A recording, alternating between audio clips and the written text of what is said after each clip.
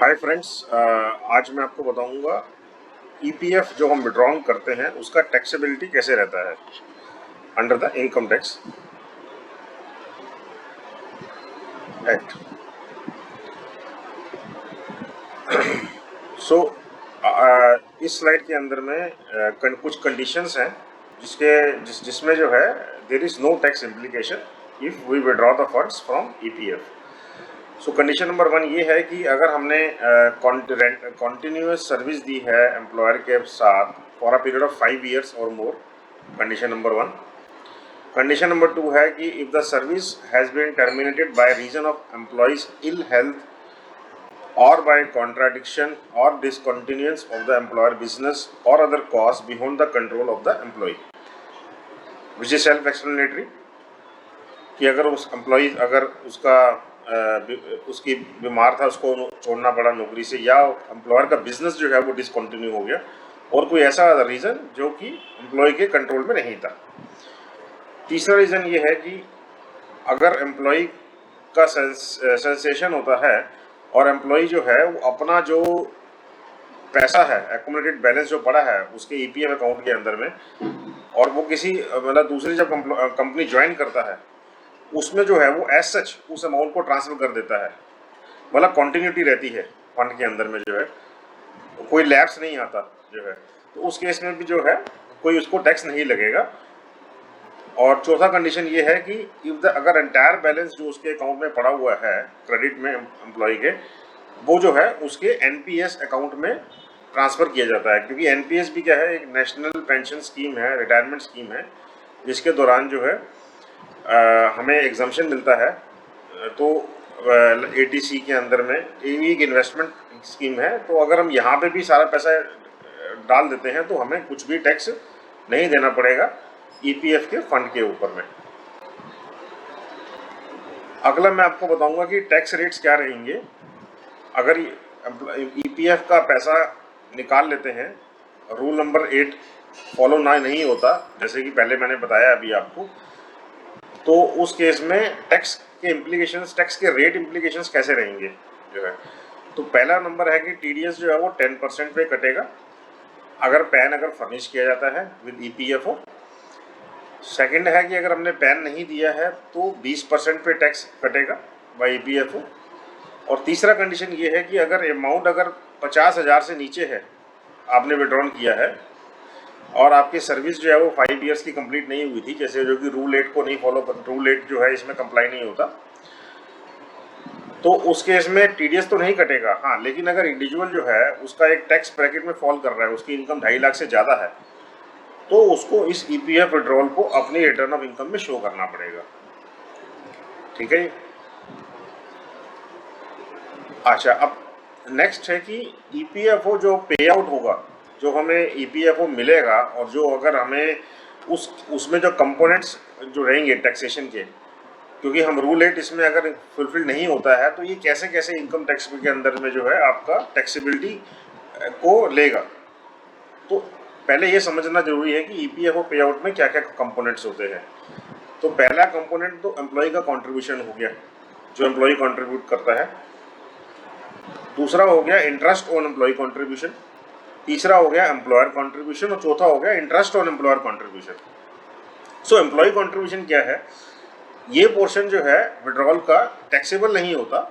हाँ, लेकिन सिंस क्या होता है कि ये एम्प्लॉयज़ को बेनिफिट दिया जाता है एटीसी के दौरान, ऐसा इन्वेस्टमेंट, क्योंकि 1.5 लाख का हमारा जो लिमिट होता है एटीसी के अंदर में, उसमें ये इसका बेनिफिट पास ऑन किया जाता है when we file the return, और it's a kind of a saving for the employ. तो अगर उसने एटीसी का बेनिफिट लिया है और 5 साल वो नहीं हुए उसको, और उसने जो है या 5 साल नहीं हुए और उसने जो है पैसा जो है विड्रॉ कर लिया जो है, तो इस केस के अंदर में क्या होगा, जो उसने डिडक्शन क्लेम किया होगा एटीसी के अंदर में, उसके ऊपर में उसको एडिशनल टैक्स पे करना पड़ेगा, और ये मानते हुए कि जैसे एटीसी जो है वो क्लेम ही नहीं हुआ। ठीक है। और इंटरेस्ट ऑन एम्प्लॉय कॉन्ट्रीब्यूशन, ये जो है आपका पूरा जो है इंटरेस्ट जो है जो भी मिला होगा, जैसे अगर 8% का इंटरेस्ट रेट है तो वो ऐसा इनकम फ्रॉम अदर सोर्सेज आपका टैक्सेबल हो जाएगा जब आप रिटर्न को फाइल करेंगे। और चौथा है एम्प्लॉयर कंट्रीब्यूशन। एम्प्लॉयर कंट्रीब्यूशन और इंटरेस्ट ऑन एम्प्लॉयर कंट्रीब्यूशन, ये दोनों ही ऐसा सैलरी हेड इनकम आपके टैक्सेबल माने जाएंगे।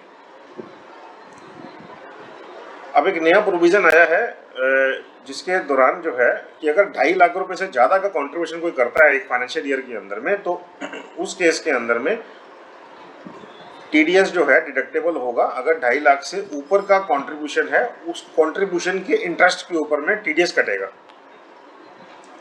और ये सर्कुलर इशू हुआ है, ईपीएफओ ने 6 अप्रैल को ही इशू किया है।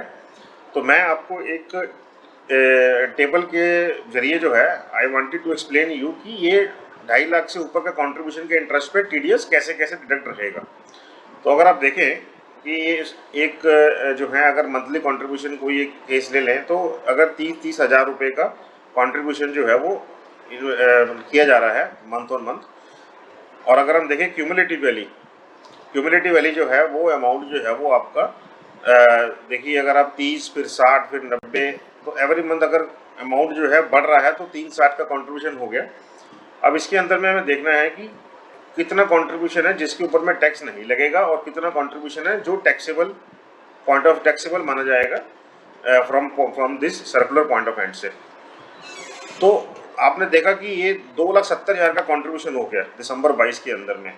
तो सर्कुलर के हिसाब से 2.5 लाख रुपए तक का के कंट्रीब्यूशन तक तो कोई इंटरेस्ट नहीं है, लेकिन जैसे ही 2.5 लाख से ऊपर होगा तो उसमें जो है जो भी इंटरेस्ट होगा उस इंटरेस्ट के ऊपर जो भी कंट्रीब्यूशन होगा उस कंट्रीब्यूशन के ऊपर में जो इंटरेस्ट रहेगा, जैसे 8.1% का इंटरेस्ट रहेगा, तो उसके ऊपर में वो आपका जो है टैक्सेबल अमाउंट माना जाएगा for the purpose of deduction of TDS. तो 20,000 जैसे हुआ तो ये 1688 जो आ रहा है, ये 2.5 लाख रुपए के ऊपर में एक महीने का इंटरेस्ट है। और ये 20,000 रुपये जो है ये क्योंकि टैक्सेबल हो गया है हमारा, इसके ऊपर में जो इंटरेस्ट आता है वो आता है 135 रुपीज़, जो कि 8.1% का हमने इसमें लिया है एग्जाम्पल। तो आप देखिए कि 1823 का टोटल इंटरेस्ट उसको अक्रू होता है ऑन एन इन्वेस्टमेंट ऑफ 2,70,000। लेकिन क्या है, इसमें जो टैक्सेबल और नॉन टैक्सेबल पोर्शन को अगर हम बाइफरकेट कर देते हैं तो 2.5 लाख पे तो कुछ भी टैक्स नहीं है, लेकिन 20,000 के ऊपर में जो इंटरेस्ट आएगा उसके ऊपर में 135 रुपीज़ का टैक्स बनेगा। ऐसे करते करते अगर आप देखें तो हम जो है जनवरी के अंदर में देखो उसने 3 लाख का कंट्रीब्यूशन हो गया, लेकिन 2.5 लाख तक ही एग्जाम था, तो 50,000 रुपये पे टैक्सेबल पोर्शन है और 50,000 के ऊपर में 338 का हमारा टैक्सेबल अमाउंट है। तो जैसे यहाँ देखें तो 3,30,000 है और 2.5 लाख देखें तो 80,000 रुपये हो गया। तो 50,000 पहले था और 30,000 ये ऐड करेंगे तो 80,000 हो गया यहाँ पे। तो 80,000 के ऊपर में अब आपका कितना इंटरेस्ट रहा, 540 रुपये रहा। ऐसे करते करते आपने जो है 1,10,000 रुपये का जो है आपने आउट ऑफ 3,60,000 आपका टैक्सेबल हो गया, क्योंकि 2.5 लाख रुपये तक ही आपको एग्जम्पशन ग्रांट की गई थी एज पर द सर्कुलर। तो 1,10,000 रुपये के ऊपर में आपको जो इंटरेस्ट आपका जो रहा जो है 8.1% के हिसाब से वो 1,755 रुपीज़ रहा, ठीक है। और टोटल इंटरेस्ट जो था आपका 1,5795 आता है on a total contribution amount of 3,60,000। तो इसका मतलब ये हो गया कि आपका 1,755 का अमाउंट ऐसा है जो आप जिसपे आपको जो आपका टैक्सेबल इंटरेस्ट है फॉर डिडक्शन ऑफ टीडीएस, ठीक है। और अब हम इसको ऐसे एक छोटे से टेबल समझते हैं कि मान लो एक किसी का क्लोजिंग बैलेंस मान लो 5 लाख रुपए है जो कि नॉन टैक्सेबल है, उसने कंट्रीब्यूशन किया फाइनेंशियल ईयर FY23 में 2.5 लाख रुपए, तो जैसे हमने देखा कि नॉन टैक्सेबल है और 1,10,000 जो है वो टैक्सेबल है।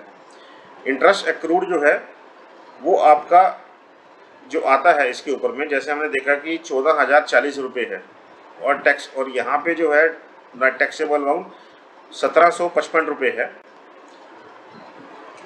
जैसे हमने यहाँ देखा 1,755 रुपये है। अब total amount at the end of the year जो है वो इतना हो गया 2,64,040 रुपये, और यहाँ पर टैक्सेबल अमाउंट हो गया। यहाँ जो आपका टैक्सेबल अमाउंट के अंदर में टोटल अमाउंट कितना रहेगा इंक्लूडिंग इंटरेस्ट एक्रूड 1,11,755 रुपये। तो टीडीएस जो 10% पे जो रहेगा जो हमारा वो हम देखिए नॉन टैक्सेबल में पोर्शन में कुछ भी डिटेल्स नहीं घटेगा, लेकिन टैक्सेबल अमाउंट के अंदर में जो 2.5 लाख से ऊपर का अमाउंट ये बनता है, तो उसमें 176 रुपीज़ का हमारा जो है क्योंकि 1755 रुपये का हमारा इंटरेस्ट एक्रूड हुआ था और उसके ऊपर में 10% हम लगा रहे हैं, तो वो 176 रुपये बन रहा है। तो क्लोजिंग बैलेंस अगर आप देखो तो हमारा जो कैरी फॉरवर्ड होगा वो होगा इस वाले सिचुएशन में, तो same to same carry forward होगा, देर इज़ नो चेंज। लेकिन यहाँ पे जो है 176 रुपये लेस करके होगा, जो कि 1,11,580 रुपये रहेगा। I hope you have all have understood my video very well. In case you have any query, please let me know. And please subscribe for more updates. Thanks a lot.